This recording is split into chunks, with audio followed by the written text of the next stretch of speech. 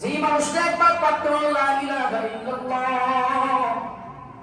কেমন যেন ওই মানুষটা পয়গম্বর বলেন, কেমন যেন এই মানুষটা জান্নাতে চলে গেল।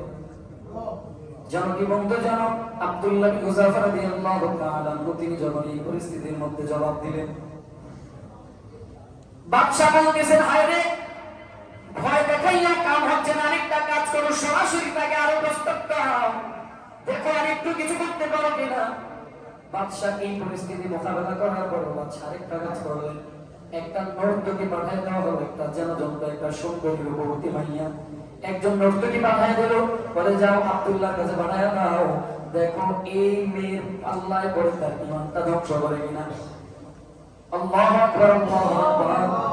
আব্দুল্লাহ বিন হুযাফা রাদিয়াল্লাহু তাআলা কামরায় যখন এই মেয়েটাকে পাঠানো হয়, একজন নর্তকীকে যখন পাঠানো হয়, আব্দুল্লাহ বিন হুযাফা রাদিয়াল্লাহু তাআলা তিনি নামাজরত অবস্থায় ছিলেন। আল্লাহর কসম, একটা সেকেন্ডেরও, একটা ন্যানো সেকেন্ডের জন্য ওই মেয়ের দিকে তাকায় না। মেয়ে কি বলতেছে, ইয়া মালিক, ইলা আইনা আরসালতানি, ইলা হাজারিন আও ইলা শাজারিন, ও মালিক আপনি আমাকে কার কাছে পাঠাইছেন? ইলা আইনা আরসালতানি, কোথায় পাঠাইছেন আমাকে? কই পাঠাইছেন আমাকে? ইলা আইনা আরসালতানি, কার কাছে পাঠাইছেন, কোথায় পাঠাইছেন? ইলা হাজারিন আও ইলা শাজারিন, আমারে কি গাছের কাছে পাঠাইছেন না পাহাড়ের কাছে পাঠাইছেন? হ্যাঁ, পাথরের কাছে পাঠাইছেন না গাছের কাছে পাঠাইছেন আমারে? সে কথা বলে না, তাকায়ও না, দেখেও না। আল্লাহু আকবার। লা ইয়াতাকাল্লামু ওয়া লা ইয়ানজুরু, আমার দিকে বসে তাকায়ও নাই, আমার দিকে আমার সাথে কথাও বলে নাই। কার কাছে পাঠাইছে? এটা কি গাছ নাকি এটা পাথর? আমাকে কার কাছে পাঠাইছে? সে আমার সাথে কথাও বলে নাই, আমার দিকে তাকাও নাই। বলে এক সেকেন্ডের জন্য তো দূরের কথা, একটা ন্যানো সেকেন্ডের জন্যও হযরত আব্দুল্লাহ বিন হুযাফা রাদিয়াল্লাহু তাআলা নামাজ থেকে সরে নাই, আর এক সেকেন্ডের জন্য উপরের দিকে তাকায় নাই। আর আপনি আমি এই সুযোগ পাইলে, হ্যাঁ, এই সুযোগ আপনি আমি পাইলে, মাশাআল্লাহ পাইছি, আল্লাহ মাফ করেন। আমি পড়েন না, আমাদের সবাইকে ঈমান হেফাজত করা তৌফিক দান করুন। রাগ করতেছেন? এই তো গেল এক কথা। তো যখন দেখলো ভয় দেখাইও পারতেছে না, লোক দেখাইলে পারে নাই, ভয় দেখাইলে পারে নাই, এরপরে বলতেছে এটা মাইরা ফেলো। মেরে ফেলার পরে দেখো এটা আরেকটু ভয় দেখো, কঠিন আকারে। কেমন ভয়? তার চোখের সামনে তার সঙ্গীদেরকে মেরে ফেলো। দেখো এরপরও তার ঈমানটা করে কিনা। আব্দুল্লাহ বিন হুযাফা রাদিয়াল্লাহু তাআলা আনহু তিনি কি করলেন? আব্দুল্লাহ বিন হুযাফা রাদিয়াল্লাহু তাআলা আনহুর ঈমানটাকে নড়বড় করার জন্য আদেশ করা হলো একটা পাতিল নিয়ে আসার জন্য। বিশাল বড় একটা পাতিল নিয়ে আসা হয়।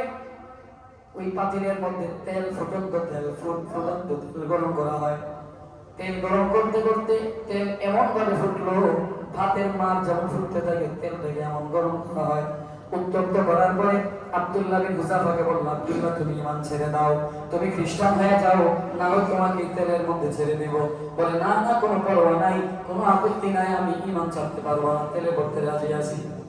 জবাব দিলেন দুইজন সঙ্গীকে আব্দুল্লাহ বিন হুযাফার সামনে, চোখের সামনে দুইজন মুসলমান সৈন্যকে তেলের মধ্যে দিয়ে ছেড়ে দেওয়া হয়। ছেড়ে দেওয়ার সঙ্গে সঙ্গে মুহূর্তের মধ্যে চোখের পলকে ওই দুইজন সৈন্যের গোশতগুলো হাড্ডি থেকে আলাদা হয়ে যায়। মুহূর্তের মধ্যে শরীরের হাড়গুলো কঙ্কনা বেশি হলো। আব্দুল্লাহ বিন হুযাফা রাদিয়াল্লাহু তাআলা কান্না শুরু করে দিলেন। এবার বলা হলো আব্দুল্লাহকে নিয়ে যাও। আব্দুল্লাহ বিন হুযাফা রাদিয়াল্লাহু তাআলা চোখের পানি ছেড়ে কান্না করতেছে। বাদশা মনে করলো তার অন্তরের মধ্যে মনে হয় মৃত্যুর ভয় ঢুকলো। মনে হয় যে মৃত্যুকে ভয় পাইছে, মনে হয় মৃত্যু কিসের ভয় পেয়েছে। কি জিজ্ঞাসা করা, কি ব্যাপার জিজ্ঞাসা করা হয়, আব্দুল্লাহ তুমি কি ঈমান ছাড়তে চাও? ঈমান থেকে কি তুমি বের হতে চাও? মৃত্যুর হাত থেকে কি তুমি বাঁচতে চাও? আব্দুল্লাহ বলেন না না, মৃত্যুর হাত থেকে আমি বাঁচতে চাই না, ঈমান থেকে বের হওয়া তো অনেক দূরের কথা। তো কেন তুমি কাঁদো? কি জন্য চোখের পানি ছেড়ে ছেড়ে কাঁদো? বলে আমি তার কাঁদি, তার কারণ হলো আমি আল্লাহর কাছে আশা করতাম, আমি আল্লাহর কাছে চেয়েছিলাম, মালিক আমার মৃত্যুটা যেন এমন মৃত্যু হয়, আমার গায়ের মধ্যে যত পশম আছে কতগুলো পশমের মতো করে যেন আমার শরীরটা খণ্ড বিখণ্ড হয়। আমার মৃত্যুটা, আমার শাহাদাত এত সহজ হয়ে যাবে, এত অল্প সময় হয়ে যাবে, এটা আমি আল্লাহর কাছে আশা করি নাই। আল্লাহর কাছে চেয়েছিলাম আমার গায়ে যত পশম আছে কতগুলো পশম যদি আল্লাহ আমাকে, এতগুলো জীবন যদি আল্লাহ আমাকে দান করে দাও, সেই প্রত্যেকটা জীবন আমি আল্লাহর জন্য উৎসর্গ কুরবান করে দিতাম। প্রত্যেকটা পশম যত পশম আছে সেই পরিমাণে জীবন যদি আল্লাহ আমাকে দিত, প্রত্যেকটা জীবন আমি আল্লাহর জন্য কুরবান করে দিতাম, ব্যয় করে দিতাম। আমি তো আশা করেছিলাম আমার দেহটা টুকরো বিটুকরো খণ্ড হতে হবে, এতগুলো খণ্ড হবে, পশমের মতো খণ্ড হবে। আল্লাহ আমার মৃত্যু এত সহজে রাখলো, এই জন্য আমি কান্না করতেছি। আমার সামনে আমার ভাইয়েরা জান্নাতে চলে গেল, আমি এখনো যেতে পারিনি, আমি এই জন্য কান্না করি। হেরাক্লিয়াস বলে, আব্দুল্লাহ আমি তোমার কাছে ছেড়ে দিলাম।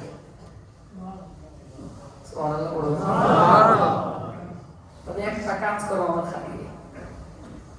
বাদশাহ বলে, আব্দুল্লাহ আমি তোমার কাছে ছেড়ে দিলাম, তবে আমার খাতিরে, আমার সম্মানার্থে একটা কাজ করো। কি কাজ? তোমাকে মারবো না, জাস্ট আমার কপালে একটা চুমু দিবা। আব্দুল্লাহকে বলে, আব্দুল্লাহ তুমি আমার কপালে একটা চুমু দাও, বেশি কিছু না, এটা আমার খাতিরে, আমার সম্মানার্থে। তো ভেবে চিন্তে আব্দুল্লাহ বিন হুযাফা রাদিয়াল্লাহু তাআলা তিনি একটা শর্ত দিয়েছিলেন। কি শর্ত? একটা চুমুই দিব, আমার শর্ত আছে। কি শর্ত? আমি একা মুক্তি দিতে হবে না, আমার সঙ্গী যত আছে, মুসলমান যত সৈন্য আছে, সব সৈন্যগুলোকে যদি মুক্তি দাও, আমি তোমার কপালে একটা চুমু দিতে রাজি আছি। সেই শর্ত অনুযায়ী একটা চুমুই দিলেন, বিনিময়ে মুসলমান সব সৈন্যদেরকে মুক্তি দিয়ে দিলেন। আব্দুল্লাহ বিন হুযাফা সমস্ত সৈন্যদেরকে নিয়ে মদিনায় ফিরে গেলেন। আর এই ঘটনা যখন দ্বিতীয় খলিফাতুল মুসলিমিন ফারুক আযমের কাছে যখন শুনাইলেন, ফারুক আযম চমক করে চোখ দিয়ে পানি ঝরছিল, কান্না করতেছিলেন। আর তিনি বলতেছিলেন, আমার মনে চায়, আমার দিল চায় যে আমার আব্দুল্লাহকে মদিনার সমস্ত মুসলমান যুবকেরা, মদিনার সমস্ত পুরুষেরা আব্দুল্লাহ বিন হুযাফার খাতিরে সম্মানার্থে তার কপালের মধ্যে একটা করে চুমু দেন সমস্ত মুসলমানেরা। আর সেটার যাত্রা শুরু করলাম আমি, খলিফাতুল মুসলিমিন ফারুক আযম হযরত ওমর ফারুক আব্দুল্লাহ বিন হুযাফার কপালে একটা সম্মানের চুমু এঁকে দিলেন। একের পর এক মদিনার সব মুসলমান পুরুষেরা আব্দুল্লাহকে সম্মানের চুমু দিয়ে দিলেন। চুমুর বিনিময়ে মুসলমান সৈন্যদেরকে নিয়ে বের হয়ে মদিনায় চলে আসলেন। কত ঘোর, কত ঝাঁপ, কত কিছু। এরপরে ইমাম থেকে দূরে সরে নেই, ইমাম থেকে মাহরুম হয়নি, ইমাম থেকে দূরে চলে যান নাই। কিন্তু আপনার আমার হালত, আপনার আমার অবস্থা একটু বিবেচনা করে দেখেন। আপনাদের কারণ আমি আমার কথা বলছি, আমি কমজোর ইমানদার, আমি নালায়েক, আমি পচা গান্দা বাসি নষ্ট, আমার মতো পাপী, আমার মতো কান্দাস, আমার মতো পচা, আমার মতো গান্দা, আমার মতো পাপিষ্ঠ জমিনের একটাও নেই। আল্লাহ যদি দয়া করে মাফ করে, আল্লাহ যদি আমাদেরকে করুণা করে মাফ করেন, নচেত আল্লাহর কাছ থেকে বাঁচার মতো কোনো উপায় আমাদের কারোই নেই। শুধু আমার না, কারোই নেই। যেখানে বলা হয়েছে ফাতেমা তুমিও আল্লাহর রহমত ব্যতীত বাঁচতে পারবে না, যেখানে বলা হয়েছে পয়গম্বর ফাতেমাকে বললেন, ফাতেমা মনে করিও না নিজের আমল দিয়ে তুমি আল্লাহর কাছ থেকে বাঁচতে পাইবা, না, সম্ভব না। আল্লাহর রহমত ব্যতীত কোনো গোলাম বাঁচতে পারবে না, আল্লাহর করুণা ব্যতীত কোনো গোলাম বাঁচতে পারবে না। এই জন্য আপনি আমি চিন্তা করি, আমি তো অনেক বড় বুজুর্গ হয়ে গেছি, আমি চিন্তা করি। এই জন্য আপনার আমার দিলের মধ্যে মাঝে মাঝে চিন্তা আসে, আমি তো অনেক বড় খতিব সাহেব, দক্ষিণ মসজিদ 4 নম্বরের খতিব, আমি আমাদের চিনে কেন, আমাদের ঠেকাই, আমাদের পাইকে সুন্দর, আমি দক্ষিণ মসজিদ 4 নম্বরের খতিব, আমাদের পাইকে সারা দেশে পরিচয় দিই, আমি দক্ষিণ মসজিদ 4-এর খতিব, আমাদের পাইকে। নিজেদের হালত এমন হয়ে গেছে, নিজেরা মনে করি আমি বড় খতিব হয়ে গেছি, আমি বড় আলেম হয়ে গেছি, মুফতি হয়ে গেছি, মুহাদ্দিস হয়ে গেছি, আমি বড় জাকিরিন হয়ে গেছি, আমি বড় সালেহিন হয়ে গেছি, আমি বড় সালেহিন হয়ে গেছি, আমি বড় জাকিরিন হয়ে গেলাম। আমার মতো তেলাওয়াত কেউ করতে পারে না, আমার মতো নামাজ কেউ পড়ে না, আযানের আগে মসজিদে চলে আসি, অনেক পরে মসজিদ থেকে বের হই, আমার মতো ইবাদত করতে গিয়ে কেউ করতে পারে না। খোদার কসম, যদি এই চিন্তা যদি অন্তরে চলে আসে, তো আমার ঈমান, আমার আমল গুলো সব বরবাদ। আমার মতো কেউ নাই, আমার মতো আবেদিন কেউ নাই, এই খেয়াল যদি অন্তরে চলে আসে তো সব শেষ, বরবাদ।